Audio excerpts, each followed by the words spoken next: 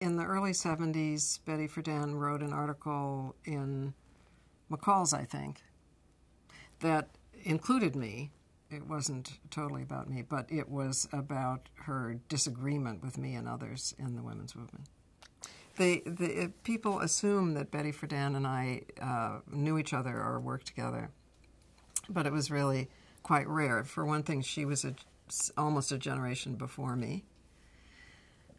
So she had started now in 1963. And for another thing, it was a much more, I would say, conservative part of the movement, because the idea was that women should be able to leave the suburbs and come into the workforce, which I utterly agreed with. But I was already in the workforce and having a hard time, so I didn't identify quite with the feminine mystique, though I certainly recognized the value of that book. And finally, it was just hard for her, I think, to accept other leaders regardless. I mean, she didn't get along with Bella either. So mostly we really didn't see each other that much, and mostly she refused to speak to me or to shake hands, or she once refused to shake my mother's hand. I mean, I think it was, she really needed to feel that she was uniquely the head of a movement, which to me is counter to a movement, but on the other hand, you know, she wrote a book that was very important.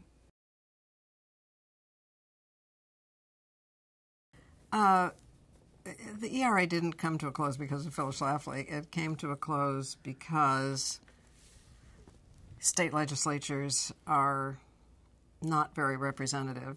Most people don't even know who their state legislators are, so many of them are controlled by the businesses they regulate, say by the liquor industry, the insurance industry, the real estate industry. In the insurance industry, for the most part, not totally, but was dead set against the Equal Rights Amendment because it would mean equalizing the actuarial tables. So I don't think that, I mean, Phyllis Schlafly was in many ways the only woman they could find who was against the Equal Rights Amendment. She was like a creation of the fairness doctrine. Somebody had to be on the opposite side, and she either chose herself or was designated. But the networks frequently couldn't find anybody who was, they would call me up and say, bring an anti with you, you know, because they also didn't know anybody who was against it. Well, many women couldn't afford to. I didn't mean that everybody should give 10%, obviously only those who could afford it. But I realized that the churches were powerful against the Equal Rights Amendment because people tithed. And perhaps we should think of tithing as well.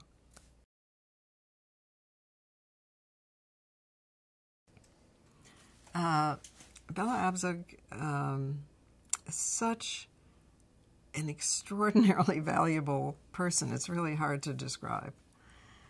She always knew that women could do anything, I think because her parents were immigrants and they only had daughters, so they gave her all the nurturing that they might otherwise have given a son. And she married a man who thought she should be president.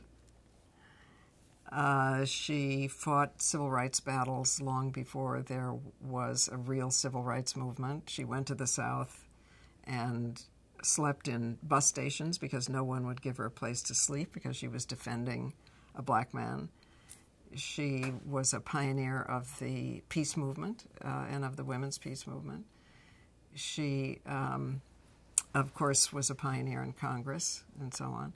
And she was wonderfully funny and outrageous. She loved to dance. She played the ukulele. She was a great poker player. And she didn't come to the public as a lady, which was very important. She broke the lady prison. I met her marching outside the Pentagon, forgotten the year, but it was one of the early anti-Vietnam marches. And in the beginning, she scared me because I'd never seen a woman be that forceful. we were meeting with a lot of senators, and she had come back, I think, from Vietnam with a piece of shrapnel that proved we were using weapons we said we weren't. And she was so forceful that she really frightened me. And gradually I realized that was a measure of my deficiency, not hers.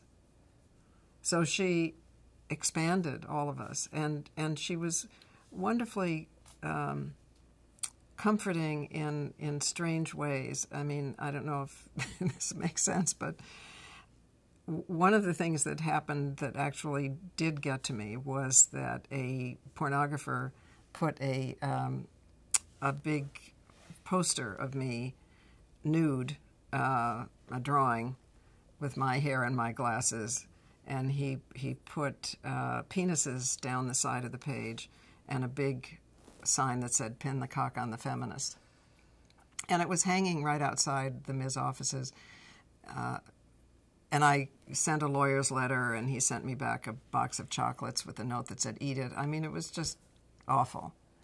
So I was going to a benefit with Bella, and Bella said, "What's wrong?" And I told her. And she was not impressed at all, And I said, "But Bella, you don't understand that there is a, drawing of me in full labial detail, and there are all these, penises down the side of the road, and it has my hair and my glasses." And she said, "And my labia." And somehow she made me laugh so hard that it was okay after that. Now, who else on earth would say that?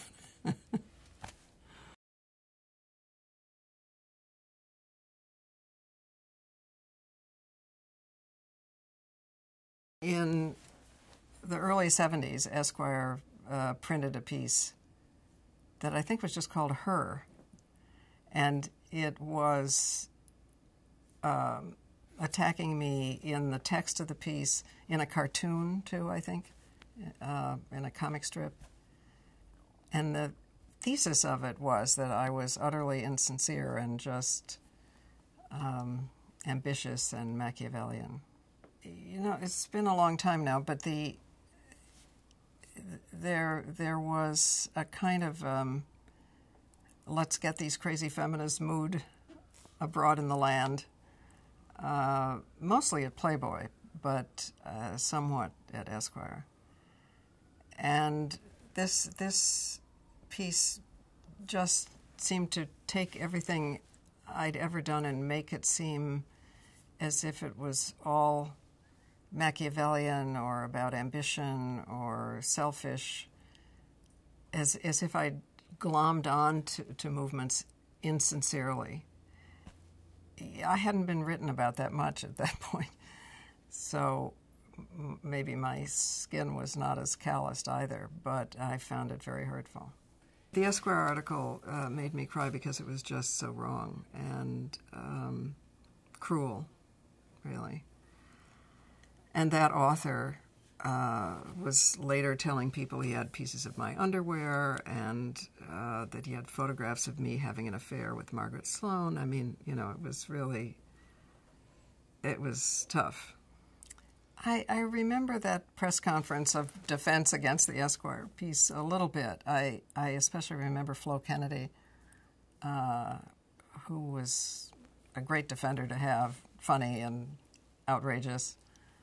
It's mixed up in my mind with the press conference to defend Kate Millett, because Kate had been attacked by Time on they had done a cover story in which she was the symbol of the new women's movement, and then when she publicly discussed the fact that she was bisexual, they then turned against her and said, well, she can't possibly be a leader if she's bisexual, and we all rallied around Kate. So I think that, we were being attacked and trying to support each other. People say to me now, are you not upset sometimes when the press is hostile? And I always say to myself, well, hostility is a step forward from the ridicule that we started out with. It frequently was ridiculing, and it would be a commentary on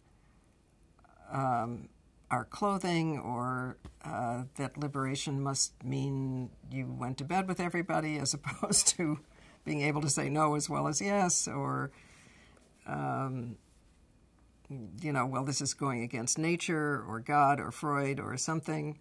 It was very, I mean, ridicule is even more difficult to deal with, I think, than serious opposition. And there was a lot of it in the beginning.